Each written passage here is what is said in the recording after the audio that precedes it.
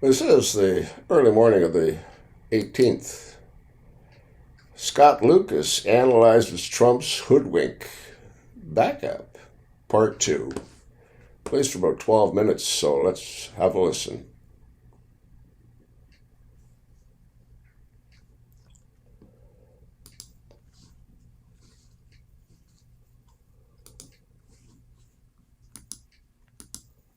And let me illustrate that, Maddie, if I can. And I know we got to watch the time here, but I'm going to tell you a really quick story that is actually pretty significant here on multiple levels.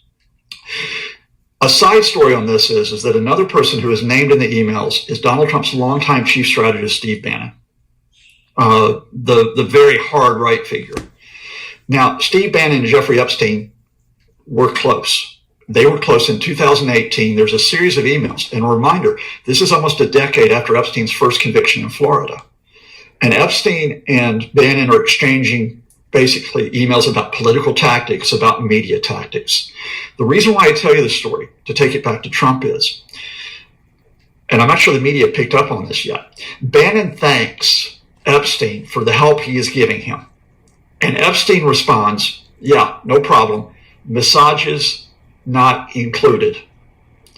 Now that word massages, I don't think it takes much of a leap here to realize what that refers to. And he's telling that to Steve Bannon.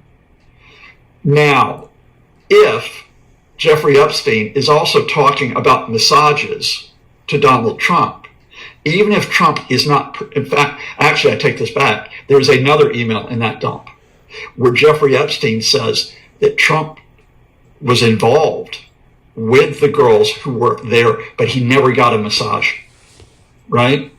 Now, if he ever talked to Trump and said, oh, massages, etc., then, as far as I'm concerned, jig's up. Trump knew about what was happening. If that is ever established, then he's culpable. He's culpable legally, but he's also going to be culpable politically.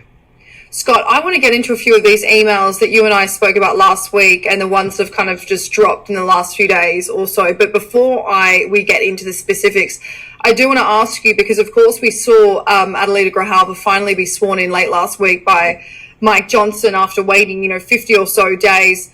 The effort that the Republican Party really went to delay this, many critics believe, many, even including Republicans, believe the reason was to delay this vote that will happen tomorrow. So just let me get your yes or no answer. Do you feel like Donald Trump has been backed into a corner here? Yes. And again, another relatively easy question is that having spent, now if you take this back to February, when they said that they would review the files at least, and we're up to November, 9 months later, Trump and his, I don't call them lackeys, that would be impolite. Trump and his officials have stonewalled all the way to get to this. And Trump was stonewalling until last weekend. Let's put this in perspective. When he launched a vicious campaign against Marjorie Taylor Greene, calling her Traitor Greene, because she was one of the 4 people that signed the discharge motion to bring this to the floor. And even as Donald Trump said last night that he would support the release of the files, he launched another attack, vicious attack, verbal attack, on written attack, I should say, on Marjorie Taylor Greene. So he is still assailing those who wanted to bring this to the floor of the House.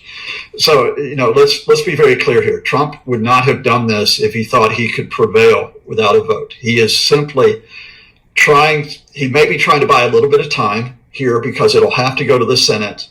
There'll be all kinds of procedural maneuvers in the Senate. And I would not rule out that he may flip again when it comes time to sign the bill. He may say, look, I'm not going to sign it because of X, Y, and Z. But at this point, he does not have a good option. The only thing that saves him right now is if he can hoodwink the media. If he can hoodwink the media to believe that he genuinely is supporting the release of these files for some type of transparency, if they buy into that false narrative, then he may get away with it. But I just don't think, even as much as the mainstream media have been hoodwinked in the past by him, I don't think they get led that way this time. Let's get into the emails. Scott, you were on the show last week when these 3 emails dropped by Democrats on the House Oversight Committee. So just for our audience to understand kind of the timeline of events, the first 3 emails, one was from 2011, Epstein to Maxwell, claiming that Donald Trump spent hours at his house with a victim, which was later reportedly to be Virginia Giuffre. The second email, 2015, Epstein and Michael Wolff, the journalist / author, discuss what debt and political currency they can get out of Donald Trump in his election campaign period. The third is in 2019, when Epstein tells Michael Wolff that Trump knew about the girls and asked Ghislaine to stop. So then comes the 20,000 extra documents that drop by the House Oversight Committee, and journalists and, any political pundits, I guess, spend the next few days kind of sifting through and seeing where Donald Trump is named. So that's kind of why it felt to, the average Joe that this was being drip fed. But really, there was so many documents to go through. I went through a lot of them and I was trying to find some of the best things. So here are the takeaways just for the audience. Epstein hated Trump, labeled him evil, dangerous, the worst person he'd ever met. In other messages, he described Trump as a maniac showing signs of dementia. Epstein claimed once to a journalist that he had photos of Trump posing with girls in bikinis. In another, he asked a reporter, he goes, "Ask my houseman about Donald almost walking through the door, leaving his nose print on the glass as young women were swimming in the pool.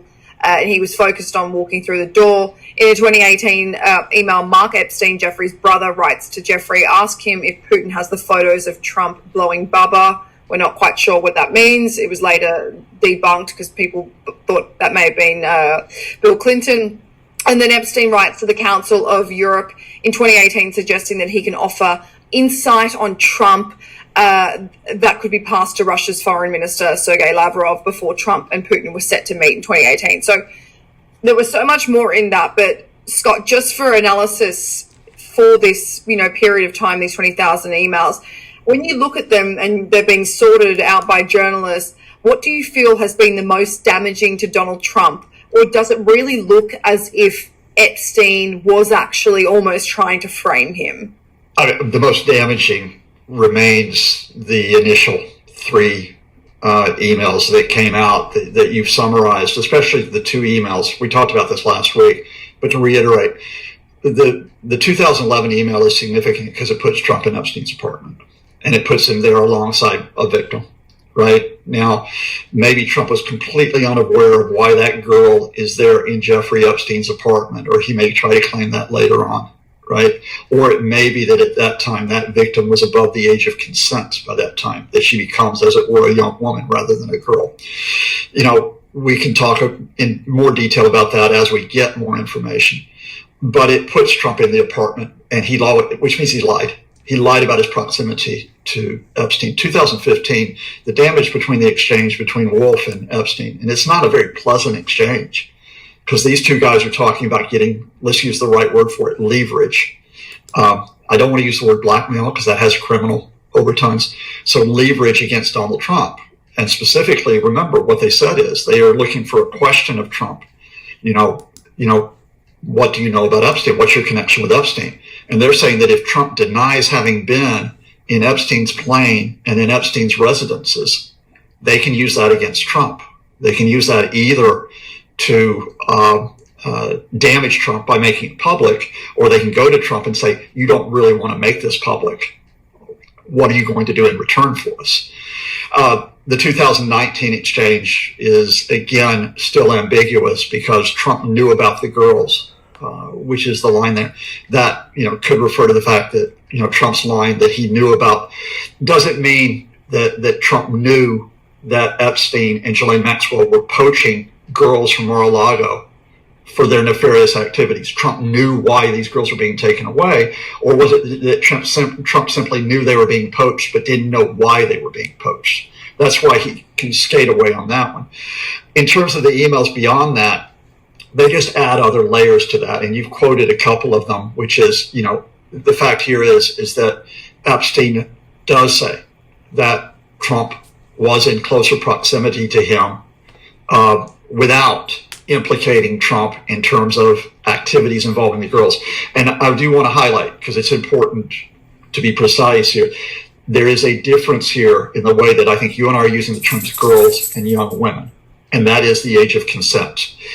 We know that Donald Trump, look, it's public record, has an affinity for young women who are still above the age of consent. We know that. It's a huge difference if in those Epstein emails he's referring to young women using that definition as opposed to girls.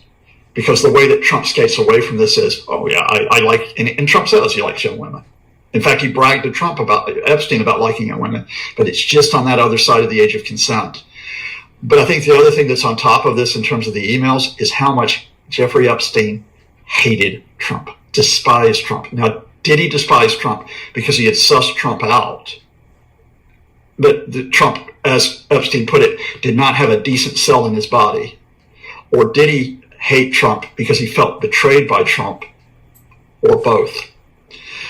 The issue here is that I think Epstein's hatred of Donald Trump doesn't do real damage to Trump, because being hated by a pedophile is not something that is necessarily a black mark on your record. It is going to come back to the substantial revelations that are there. And that, let me bring that all the way back around to the top, where we are.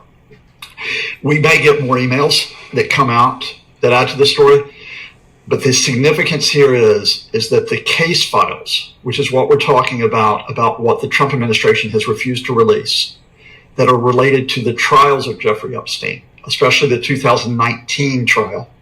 These are the Justice Department detailed investigation files. They are going to have levels of information beyond what is there in emails. They're going to have witness testimonies. They're going to have other observations from people who were close to these affairs. They're going to have other depositions from people that may be able to add information. That is why Trump has held out for so long, whether it's to protect others or protect himself. Because the thing is, he won't know, and this is something we forget, he won't know what it's on in those 100,000 pages. He won't know how much he might be exposed by this. So he's had to play it all along until now. Don't let him out. Don't let him out. But now, as you put it earlier, he's cornered. I mean, this is the point, just to wrap this up, Scott, this is the point that Thomas Massey makes. He says, I don't know if Trump's in these files. I don't know who's in this.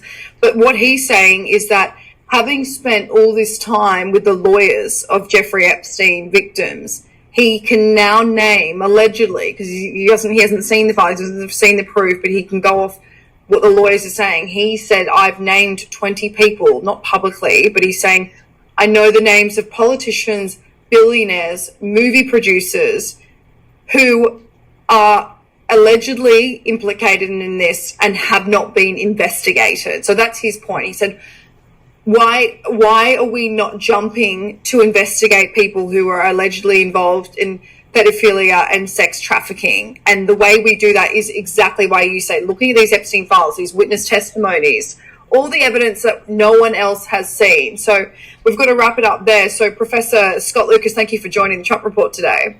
Thank you so much, Maddie. So, what do you think, huh? I'll tell you what I think in the next video. And you want to pass these along to your like-minded friends. And thanks for listening.